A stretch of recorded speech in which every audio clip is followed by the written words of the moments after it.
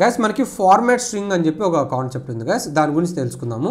ఇది చాలా అంటే చాలా ఇంపార్టెంట్. ఎంత ఇంపార్టెంట్ అంటే మీరు కంపెనీలో, ఒక సాఫ్ట్వేర్ కంపెనీలో 99% ఇది మీరు ఈ కాన్సెప్ట్ని వాడతారు. గుర్తుపెట్టుకోండి, 99% అంటే ఎంత ఇంపార్టెంట్ అర్థం చేసుకోండి. కాకపోతే డెడ్ ఈజీ కాన్సెప్ట్, పిల్ల కాన్సెప్ట్ ఇది. ఏమంటే ఒకసారి చూడండి, నేను ఇక్కడ ప్రింట్ ఆఫ్ అని ఇస్తున్నా. ప్రింట్ ఆఫ్లో నేను డబుల్ కోట్స్ పెట్టా కదా, ఈ డబుల్ కోట్స్లో ఇలా ఇస్తున్నా, హాయ్ మై నేమ్ ఈస్ ఈ కోర్సెస్ అని ఇస్తున్నా.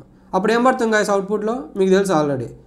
ఇక్కడ మనం ఏమి ఇచ్చామో అది పడుతుంది. ప్రింట్ ఆఫ్లో ఈ స్మాల్ బ్రాకెట్స్లో ఏమైనా ఇన్ని బ్లైండ్గా అది అవుట్పుట్లో పడుతుంది. అంతేనా? పడిందా? ఇప్పుడు చూడండి, నేను ఇక్కడ ఓ 3 స్టార్లు పెడుతున్నా. ఏం జరుగుతుంది? ఆ 3 స్టార్లు పడతాయి. ఇప్పుడు అదే చూడండి, నేను ఇక్కడ స్మాల్ బ్రాకెట్స్ పెట్టా. ఏం జరుగుతుంది? స్మాల్ బ్రాకెట్స్ పడతాయి. అలాగే నేను ఇక్కడ ఫ్లవర్ బ్రాకెట్స్ ఇచ్చా. అప్పుడు ఏం జరుగుతుంది?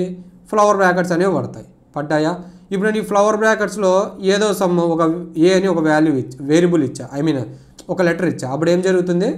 ఏ అని పడింది. అంటే ఈ డబుల్ కోట్స్ నేను ఏమి ఇచ్చినా ప్లెయిన్గా బ్లైండ్గా అలానే పడిపోతుందా? సో ఇప్పుడు మనం ఫార్మాట్స్ కాన్సెప్ట్ చూద్దాం. నేను దీన్ని సేమ్ కాపీ చేసి పేస్ట్ చేశాను.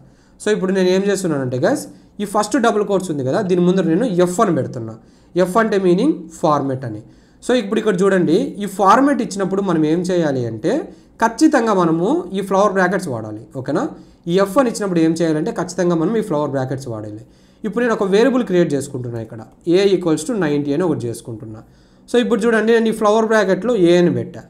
ఓకేనా? సో ఈ ప్రింట్కి ఏం డిఫరెన్స్ అంటే, ఈ ప్రింట్లో స్టార్టింగ్లో ఏమీ లేదు. ఇక్కడ స్టార్టింగ్లో నేను స్మాల్ ఎఫ్ అని పెట్టా. అవునా? మనం ఎప్పుడైతే స్మాల్ ఎఫ్ వాడతామో ఖచ్చితంగా మనము ఈ ఫ్లవర్ బ్రాకెట్స్ అనేవి వాడాల. ఇప్పుడు నేను ఈ ఫ్లవర్ బ్రాకెట్స్లో ఏమి ఇచ్చా గైస్? ఏ అని ఇచ్చా. సో ఇక్కడ ఏ అంటే ఏమి అంటే మీనింగ్ వేరియబుల్ అని. సో ఇప్పుడు దీన్ని ప్రింట్ చేస్తే నాకు అవుట్పుట్లో ఏమొస్తుందంటే, ఈ ఏ వేరియబుల్లో ఏమైతే ఉందో అది వస్తుంది. అంటే అబ్జర్వ్ చేయండి, ఇక్కడ ఒకసారి ఇక్కడ ఏమొచ్చింది? నాకు 90 అని వచ్చింది. కానీ నేను ఇక్కడ ఏమి ఇచ్చాను? ఫ్లవర్ బ్రాకెట్స్ ఏ అని ఇచ్చా కదా. ఇంతకుముందు చూడండి, ఫ్లవర్ బ్రాకెట్స్ ఏ ఇచ్చింటే నాకు సేమ్ అలానే పడింది. బట్ ఈసారి నాకు అలా పల్లా. ఎందుకు అంటే నేను ఇక్కడ దీని ముందర ఎఫ్ అని ఇచ్చా.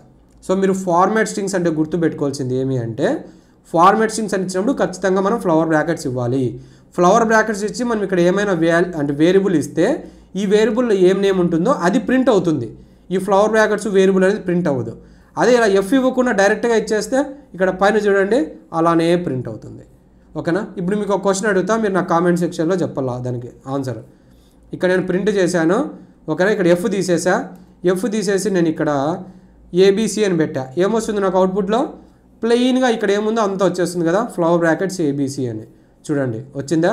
సో ఇప్పుడు నేను ఏం చేస్తున్నానంటే దీన్ని కాపీ చేసి ఇక్కడ పేస్ట్ చేసి దీని ముందర ఎఫ్ అని పెడుతున్నా. అంటే ఇప్పుడు ఇది ఫార్మాట్ స్ట్రింగ్ అయింది. సో ఇక్కడ నేను ఏబీసీ ఈక్వల్స్ టు డబల్ కోట్స్లో పైనాపిల్ అని ఇస్తున్నా. అప్పుడు నాకు అవుట్పుట్ ఏమొస్తుంది చెప్పండి? ఇక్కడ ఈ స్పేస్లో పైనాపిల్ అని పడుతుంది. అబ్జర్వ్ చేయండి, వచ్చిందా పైనాపిల్ అని. సో ఇప్పుడు ఫార్మాట్ స్ట్రింగ్స్ అంటే ఏమి? ఫార్మాట్ స్ట్రింగ్స్ అంటే మనము ఈ టెక్స్ట్ లోపల ఉన్న డేటాని డైనమిక్గా ఇవ్వచ్చు. ఇంతకుముందు అయితే ప్లెయిన్గా ఏమి ఇస్తే అది బ్లైండ్గా పడిపోతుంది. కానీ ఇక్కడ మనము డైనమిక్గా ఇవ్వచ్చు. సో ఎఫ్ వాడుతున్నప్పుడు ఖచ్చితంగా మనము ఫ్లవర్ బ్రాకెట్స్ వాడాలి. వేరే ఏ బ్రాకెట్స్ వాడినా అది పని చేయదు. యా గైస్, అంతే ఫార్మాట్ స్ట్రింగ్స్ అంటే. దీని గురించి ఇంకా కొంచెం స్టోరీ ఉంది, అదంతా సింపుల్ స్టోరీలేండి. సిచ్యువేషన్ వచ్చినప్పుడు చెప్తా. బట్ మెయిన్ స్టోరీ అయితే ఇది, మీరు ఇది గుర్తుపెట్టుకోవాలా. యా.